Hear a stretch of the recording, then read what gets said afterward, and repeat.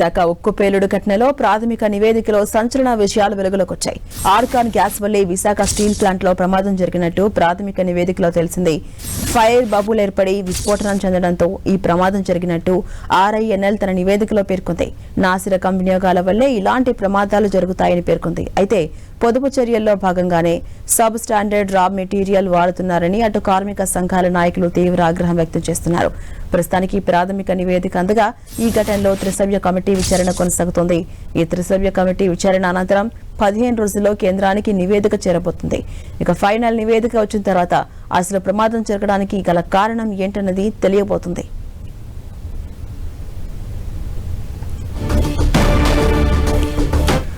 Updates మా ప్రతినిధి George అందిస్తారు. జార్జ్, విశాఖ ఉక్కు పేలుడు ఘటనలో ఇప్పటి వరకు 9 మంది మరణించారు. అంటే ఇంతకు ముందే పైడిరాజు ట్రీట్మెంట్ తీసుకుంటూ మరణించారు. అటు ప్రాథమిక నివేదికలు కూడా కొన్ని సంచలన విషయాలు వెలుగులోకి వచ్చాయి. ఆర్గాన్ గ్యాస్ వినియోగం వల్లే ఈ ప్రమాదానికి కారణంగా కూడా అనుమానిస్తున్నారు. అప్డేట్స్ ఏంటి జార్జ్?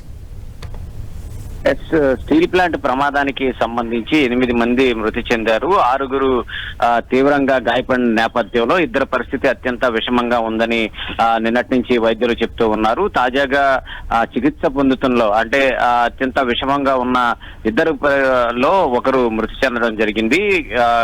ఎవరైతే కాంట్రాక్ట్ కార్మికులు ఉంటారో హైడ్రాజు ఈ రోజు ఉదయాన్నే మృతి చెందినట్లు వైద్యులు ధృవీకరించారు. పోస్ట్ మార్టం నిమిత్తం అతని మృతదేహాన్ని KGH కు తరలించడం జరిగింది. అయితే ఎవరైతే మృతి చెందిన పైడరాజు తను చనిపోయే ముందు సైతం కూడా, ఎందుకంటే ఆ ప్రమాదం జరిగినప్పుడు ఒక వీడియోని సైతం కూడా ఇప్పుడు బాగా వైరల్ అవుతుంది. తాను చనిపోతూ ఉన్నాను కాబట్టి తన పెద్ద కొడుక్కి ఒక మెసేజ్ ని సైతం కూడా అందజేశాడు. నేను వెళ్ళిపోతున్నాను, తమ్ముడిని జాగ్రత్త చూసుకో, తమ్ముడితో గొడవ పడొద్దు, అమ్మను కూడా జాగ్రత్తగా చూసుకో, ఉంటాను డాడీ అంటూ కూడా తను చివరి మాటలు సైతం కూడా అందరినీ కలిసివేస్తూ ఉన్న పరిస్థితి అయితే ఉంది. అయితే ఈ స్టీల్ ప్లాంట్ ప్రమాదానికి సంబంధించి మరొక వైపు నిపుణుల కమిటీ సైతం కూడా అధ్యయనం చేస్తూ ఉంది. ఈ ప్రమాదానికి గల కారణాలు ఏంటి, ఎందువల్ల ఈ ప్రమాదం జరిగింది అనే దాని మీద నిన్నటి నుంచి కూడా బొకారో నుంచి వచ్చిన శైల్ పేరంజన ఆధ్వర్యంలో ఈ కమిటీ అయితే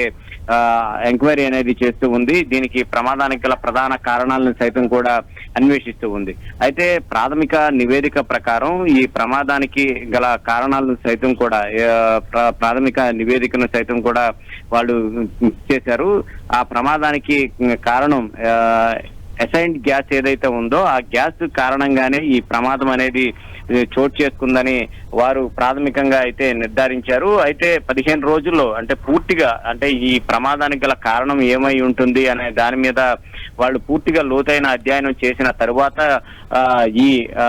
ఏదైతే ఈ ప్రమాదానికి కారణం ఏంటనేది తెలిసే అవకాశం అయితే ఉంది. ముఖ్యంగా ఈ ఉక్కు పేలుడు వెనక ఎంప్రెస్డ్ గ్యాస్ అంటే ఆర్గాన్ గ్యాస్ వల్లే ప్రమాదం కారణమైందని అయితే నివేదికను అయితే ప్రాథమికంగా ఇచ్చినప్పటికీ ఎందువల్ల ఈ ప్రమాదం జరిగిందనేది కూడా తెలియాల్సి ఉంది.